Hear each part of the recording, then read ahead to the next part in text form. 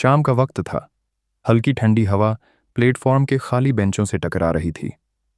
भीड़भाड़ भरे इस रेलवे स्टेशन पर हर कोई अपने सफर में व्यस्त था, लेकिन एक शख्स ऐसा था जो कहीं जाने के लिए नहीं बैठा था, बल्कि वहीं का होकर रह गया था। झुर्रीदार चेहरा, सफ़ेद बिखरे हुए बाल और आंखों में न जाने कितनी कहानियां। वह आदमी जिसे सब बाबा कहकर बुलाते थे, सालों से इसी प्लेटफॉर्म पर रहता था। कई लोगों के लिए वह एक मामूली भिखारी था, तो कुछ के लिए महज एक बूढ़ा जो जिंदगी से हार चुका था।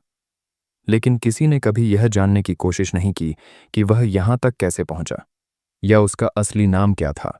एक दिन शहर का एक युवा पत्रकार रोहन स्टेशन से गुजर रहा था। वह एक बड़े अखबार के लिए काम करता था और हमेशा ऐसी कहानियों की तलाश में रहता था जो दिल को छू जाए। जब उसने बाबा को देखा तो एक अजीब सी जिज्ञासा जागी। वह वहीं रुक गया, कुछ देर तक बाबा को निहारता रहा। बाबा, आप यहां कब से रहते हैं? रोहन ने पूछा। बाबा ने धीरे से सिर उठाया। उनकी धुंधली आंखों में एक दर्द भरी हंसी थी। उन्होंने लंबी सांस ली और बोले, कब से? बेटा, जब से अपनों ने ठुकरा दिया, तब से यही घर है मेरा। रोहन को लगा जैसे यह बस एक आम जवाब था, लेकिन जब उसने गौर से बाबा की आंखों में देखा तो उसे महसूस हुआ कि इस जवाब के पीछे एक लंबी, दर्दनाक कहानी छुपी है। रोहन ने बाबा के पास बैठकर उनसे पूरी कहानी सुनाने की गुजारिश की। बाबा ने पहले टालने की कोशिश की, लेकिन फिर बोले, अगर सुन सको तो सुनो, पर शायद ये कहानी तुम्हारी नींदें उड़ा दे।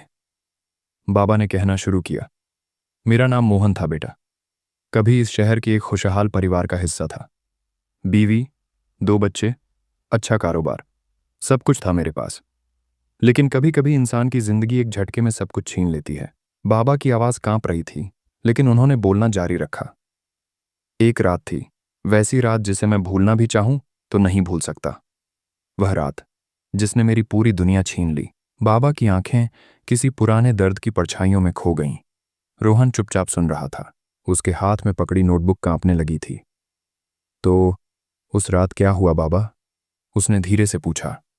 उस रात मौत आई थी मेरे घर। बाबा ने एक लंबी सांस ली और कहना शुरू किया। वह ठंडी सर्दियों की रात थी। घड़ी रात के 2 बजा रही थी। मेरी बीवी सरिता और बच्चे दीपक और नेहा गहरी नींद में थे। अचानक घर में धुआं भरने लगा। सरिता खांसते हुए उठी। उसने मुझे झकझोर कर जगाया। मोहन, कुछ जलने की गंध आ रही है। मैं घबरा कर उठा और देखा कि रसोई में आग लगी थी। लपटें धीरे धीरे पूरे घर में फैल रही थीं। सरिता बच्चों को पकड़कर बाहर भागने लगी, लेकिन तभी एक जोरदार धमाका हुआ। गैस सिलेंडर फट चुका था। मेरी आंखों के सामने ही मेरी दुनिया जलकर राख हो गई। बाबा की आंखों में आंसू छलक आए। उन्होंने अपनी कांपती उंगलियों से चेहरा पोंछा। मैं बदहवास होकर अस्पताल पहुंचा, लेकिन तब तक सब खत्म हो चुका था। मेरी बीवी, मेरे बच्चे, कोई नहीं बचा था। मैं टूट गया, बिखर गया। जिंदगी से हर रिश्ता खत्म हो गया। रिश्तेदारों ने भी धीरे धीरे दूरी बना ली। मेरा व्यापार डूब गया। कुछ सालों तक इधर उधर भटकता रहा। फिर एक दिन इस रेलवे स्टेशन पर आकर बैठ गया और कभी वापस नहीं गया। बाबा ने लंबी सांस ली और रोहन की तरफ देखा। यही मेरी कहानी है बेटा। एक हादसा जिसने मुझे एक चलता फिरता भूत बना दिया। रोहन ने बाबा की पूरी कहानी अपने कैमरे में रिकॉर्ड कर ली थी। अगले ही दिन उसने अपने अखबार में यह खबर छापी, रेलवे प्लेटफॉर्म का खामोश गवाह। खबर पढ़कर पूरा शहर हिल गया। लोग स्टेशन पर बाबा से मिलने आने लगे। कुछ उन्हें सहारा देने के लिए आगे आए। रेलवे प्रशासन भी सक्रिय हो गया और बाबा के लिए रहने की व्यवस्था की जाने लगी। बाबा की कहानी अखबार में छपने के बाद पूरा शहर उन्हें जानने लगा। लोग स्टेशन पर आते, कोई खाने के लिए कुछ लाता तो कोई कपड़े, लेकिन बाबा की आंखों में अब भी वही खालीपन था जो सालों से उनके दिल में बस गया था। खाने पीने से पेट भर सकता है बेटा, लेकिन जो दिल खाली हो जाए उसे कौन भरेगा? रोहन ने बाबा के कंधे पर हाथ रखा। आपने कभी सोचा नहीं कि इस प्लेटफॉर्म से आगे भी जिंदगी हो सकती है? आप खुद को इस हादसे की सजा क्यों दे रहे हैं?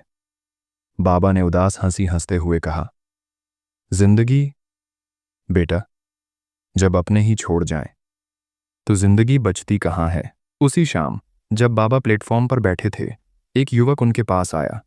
उसके हाथ में अखबार था जिसमें बाबा की कहानी छपी थी। वह गौर से बाबा को देखता रहा, जैसे कोई भूली हुई तस्वीर को पहचानने की कोशिश कर रहा हो। आपका नाम मोहन है? उस युवक ने धीरे से पूछा। बाबा ने चौंक कर उसे देखा। हाँ बेटा, लेकिन तू कौन है? युवक की आंखों में आंसू आ गए। मैं नेहा का बेटा हूं, आपकी बेटी का। बाबा का शरीर कांपने लगा। क्या ये कैसे हो सकता है? मेरी नेहा तो। युवक ने बाबा का हाथ पकड़ा। नानी, सरिता और मम्मी नेहा बच तो गई थीं, लेकिन हादसे के बाद वे शहर छोड़कर दिल्ली चली गईं। मम्मी हमेशा आपको ढूंढती रहीं, लेकिन आपको कहीं कोई सुराग नहीं मिला। कुछ साल पहले उनकी मौत हो गई, लेकिन मरने से पहले उन्होंने कहा था कि अगर कभी उनका पिता मिले तो मैं उन्हें अपना घर वापस लाने की कोशिश करूं। बाबा के आंसू बह निकले। उनकी कांपती आवाज में सिर्फ एक ही सवाल निकला। नेहा बच गई थी? युवक ने सिर हिलाया। हाँ बाबा, और मैं आपका नाती हूं। रेलवे प्लेटफॉर्म, जो कभी बाबा का घर बन गया था, अब एक नई उम्मीद का गवाह बन रहा था। क्या बाबा अपने नाती के साथ एक नई जिंदगी की शुरुआत करेंगे, या सालों की आदतें उन्हें रोक देंगी? बाबा का पूरा शरीर कांप रहा था। उनकी आंखों में आंसू थे, लेकिन यह दर्द के नहीं, बल्कि किसी अधूरे सपने के अचानक पूरे हो जाने के थे। वह अपने सामने खड़े युवक को देख रहे थे, जो दावा कर रहा था कि वह उनका नाती है। बाबा के होंठ सूख रहे थे, आवाज लड़खड़ा रही थी। नेहा, मेरी बेटी, सच में जिंदा थी? और तू तू मेरा नाती है? युवक की आंखों में भी आंसू छलक आए। हाँ बाबा, मम्मी आपको बहुत याद करती थीं, लेकिन जब उन्होंने खोजने की कोशिश की तो कोई सुराग नहीं मिला। अब जब मैंने अखबार में आपका नाम पढ़ा तो खुद को रोक नहीं सका। बाबा का दिमाग पुरानी यादों में चला गया। उन्होंने एक बार फिर से अपनी छोटी सी नेहा को याद किया, जो हमेशा उनकी उंगली पकड़कर चलती थी। उसकी हंसी, उसकी बातें, सब कुछ जैसे फिर से जिंदा हो गया। बाबा, घर चलिए, अब आपको इस प्लेटफॉर्म पर नहीं रहना पड़ेगा, युवक ने भावुक होकर कहा। बाबा की आंखें भर आईं, लेकिन वह चुप रहे। कुछ देर तक प्लेटफॉर्म के खाली कोने को देखते रहे, जहां उन्होंने अपने पिछले 20 साल बिताए थे। बेटा, ये जगह अब सिर्फ एक प्लेटफॉर्म नहीं, मेरी दुनिया बन चुकी है। मैं यहां आया था जब मेरे पास कुछ नहीं था, और अब ये जगह मेरे बिना अधूरी लगेगी, बाबा बोले, लेकिन उनकी आवाज में आत्मविश्वास कम और पुरानी आदतें ज्यादा झलक रही थीं। युवक बाबा को मनाने की बहुत कोशिश करता रहा, लेकिन बाबा का मन डगमगा रहा था। बाबा, मम्मी को याद है ना आपको? वह आखिरी सांस तक कहती रहीं कि एक दिन आप जरूर मिलेंगे। अगर आप नहीं चले तो उनकी आत्मा को शांति कैसे मिलेगी? ये सुनते ही बाबा जैसे अंदर से टूट गए। उन्होंने प्लेटफॉर्म के फर्श पर हाथ रखा और धीमे से बोले, मैंने कभी सोचा भी नहीं था कि यहां से जाने का वक्त भी आएगा। रोहन, जो अब तक यह सब देख रहा था, धीरे से बोला, बाबा, जिंदगी आपको दूसरा मौका दे रही है। क्या आप इस बार उसे अपनाएंगे? बाबा की आंखों में हल्की चमक आई।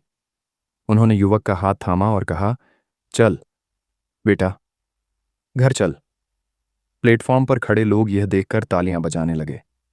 बाबा ने आखिरी बार पीछे मुड़कर उस जगह को देखा जहां उन्होंने 20 साल गुजारे थे। आज उनके जीवन का एक नया सफर शुरू होने वाला था।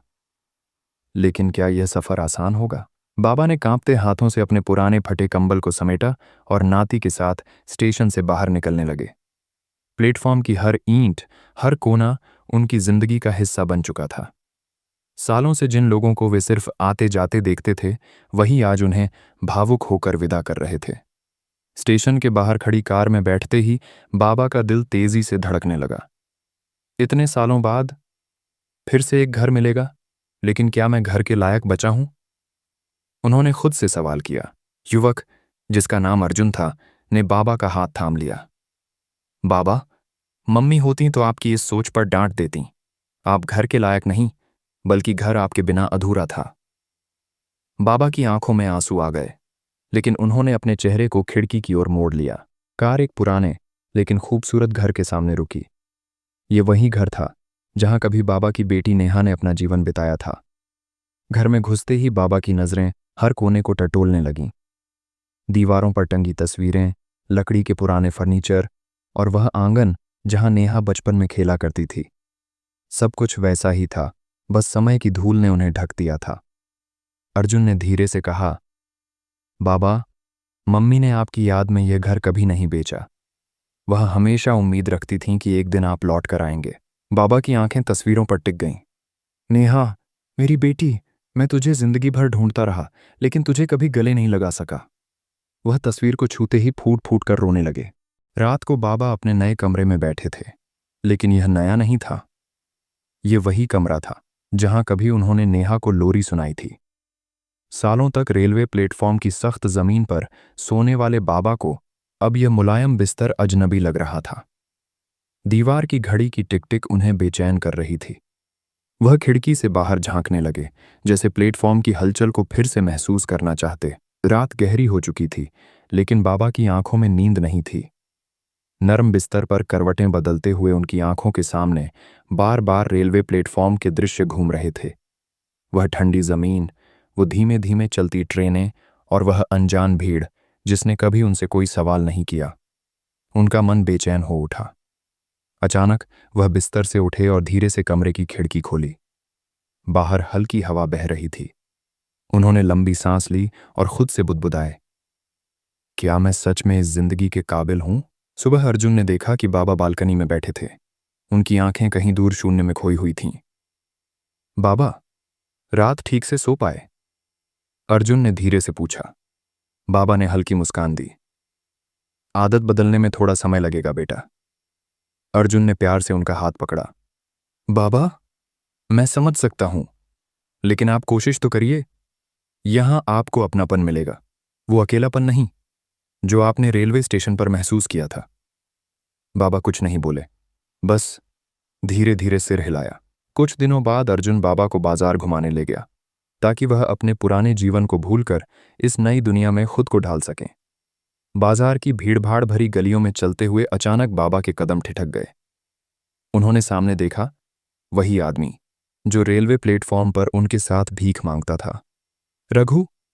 बाबा के मुंह से नाम निकला और उनकी आंखें भर आईं। रघु, जो बाबा के पुराने दिनों का साथी था, फटे पुराने कपड़ों में सड़क के किनारे बैठा था। बाबा ने बिना कुछ सोचे समझे दौड़कर उसे गले लगा लिया। बाबा, आप कहाँ चले गए थे? रघु की आंखों में आश्चर्य और दर्द था। मुझे मेरा परिवार मिल गया बेटा, लेकिन तू अब भी वहीं है। बाबा की आवाज कांप रही थी। रघु ने हंसने की कोशिश की। बाबा, रेलवे प्लेटफॉर्म मेरा घर था, है और रहेगा। आप भाग्यशाली हैं कि आपको अपना परिवार वापस मिल गया, लेकिन हम जैसों के लिए वो प्लेटफॉर्म ही जिंदगी है। बाबा को एक झटका सा लगा। क्या वाकई वह खुद को इस नई दुनिया में ढाल पाएंगे, जबकि उनका अतीत अभी भी रेलवे प्लेटफॉर्म पर सिसक रहा था? उस रात बाबा सो नहीं पाए। उनके दिल में एक अजीब सा द्वंद्व चल रहा था। मैं यहां एक आरामदायक बिस्तर पर सो रहा हूं, लेकिन रघु अभी भी ठंड में प्लेटफॉर्म पर पड़ा होगा। क्या यही सही है? अगली सुबह अर्जुन ने देखा कि बाबा कहीं गायब थे। वह घबराकर पूरे घर में ढूंढने लगा। जब उन्हें कहीं नहीं पाया तो वह भागकर रेलवे स्टेशन पहुंचा। बाबा अपने पुराने जगह पर उसी कोने में बैठे थे जहां वह सालों तक रहे थे। अर्जुन उनके पास आया। बाबा, आप यहां क्या कर रहे हैं? बाबा ने शांत स्वर में कहा, बेटा, मेरा दिल अभी भी यहीं बसता है। मैं जितनी भी कोशिश करूं, मैं इस जिंदगी को छोड़ नहीं सकता। मैं यहां अकेला नहीं था, मेरे जैसे कई लोग थे। अगर मुझे बदलना ही है तो अकेले नहीं, अपने उन सभी साथियों को लेकर। अर्जुन बाबा की बातें सुनकर स्तब्ध था। उसने सोचा था कि कुछ ही दिनों में बाबा अपनी नई जिंदगी में ढल जाएंगे, लेकिन वे फिर से उसी प्लेटफॉर्म पर लौट आए थे। बाबा, आप समझ क्यों नहीं रहे? आपकी जगह अब यहां नहीं, आपके परिवार के साथ है, अर्जुन ने भावुक होकर कहा। बाबा ने गहरी सांस ली और अर्जुन की आंखों में देखा। बेटा, तेरा प्यार मुझे यहां खींच लाया, लेकिन मेरे जैसे कई लोग अब भी उसी अंधेरे में जी रहे हैं। अगर मैं यहां से चला गया तो क्या वे कभी इस हालात से बाहर आ पाएंगे? उस रात बाबा प्लेटफॉर्म पर बैठे बैठे सोचते रहे। उन्होंने अपने जैसे बेघर, बेसहारा लोगों की हालत देखी। कोई भूखा था, कोई ठंड से कांप रहा था, तो कोई नशे में बेसुध पड़ा था। उन्होंने खुद से कहा, मैं यहां सालों तक अकेला बैठा रहा, लेकिन अब नहीं। अब मैं इस जगह को बदलने की कोशिश करूंगा। अगली सुबह बाबा अर्जुन के पास गए और बोले, बेटा, अगर तू मेरी मदद करना चाहता है तो मेरे लिए एक काम कर। मैं इन लोगों के लिए कुछ करना चाहता हूँ, इनका जीवन बदलना चाहता हूँ। अर्जुन ने चौंक कर बाबा की ओर देखा। आपका मतलब? बाबा की आंखों में आत्मविश्वास था। रेलवे प्लेटफॉर्म सिर्फ सोने की जगह नहीं रहेगा, इसे एक सहारा केंद्र बनाना होगा, जहां मेरे जैसे बेसहारा लोग 2 वक्त की रोटी और थोड़ी इज्जत पा सकें। अर्जुन ने बाबा के इस संकल्प को पूरा करने की ठानी। उसने रोहन, उस पत्रकार से संपर्क किया जिसने पहली बार बाबा की कहानी अखबार में छापी थी। रोहन ने यह खबर फिर से अखबार में छापी।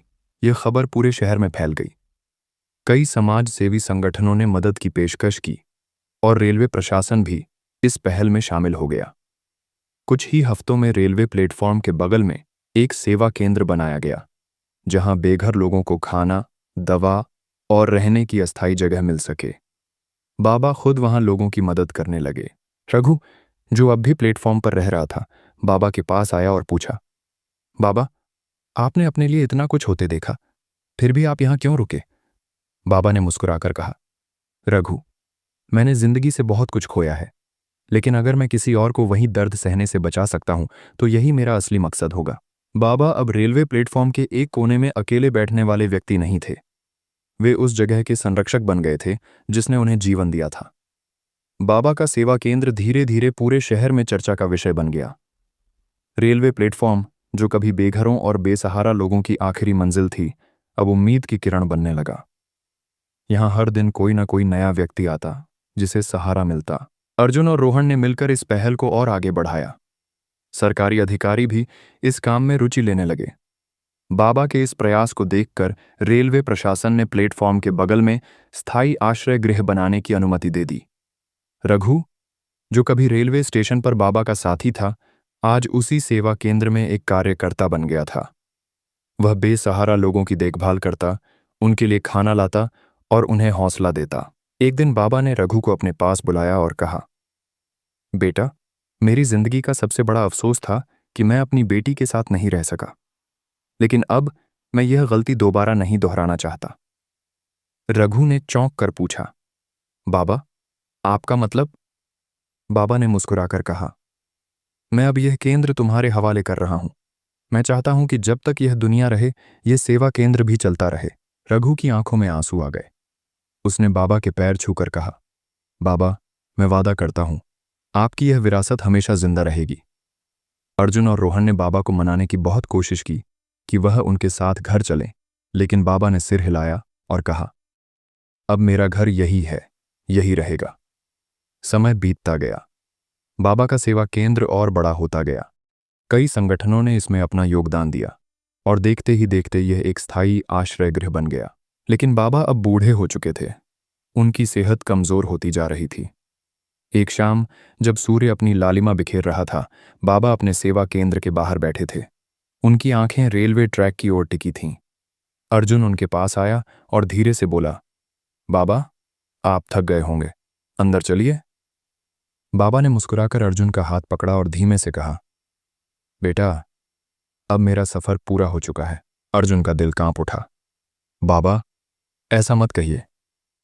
लेकिन बाबा की आंखें धीरे धीरे बंद हो रही थीं।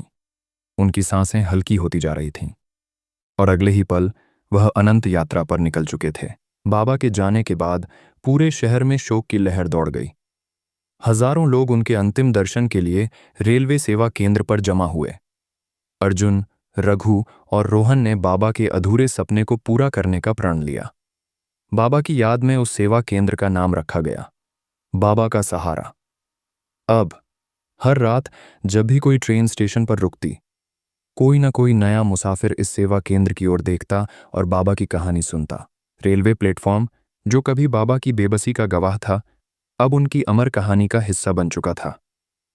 कुछ लोग अपनी मंजिल पर पहुंचने के बाद भूल जाते हैं कि वे कहां से आए थे, लेकिन कुछ अपनी मंजिल को वहीं बना लेते हैं जहां से उन्होंने शुरुआत की थी। दोस्तों, ये कहानी यही समाप्त होती है। फिर मिलेंगे अगली कहानी के साथ। धन्यवाद।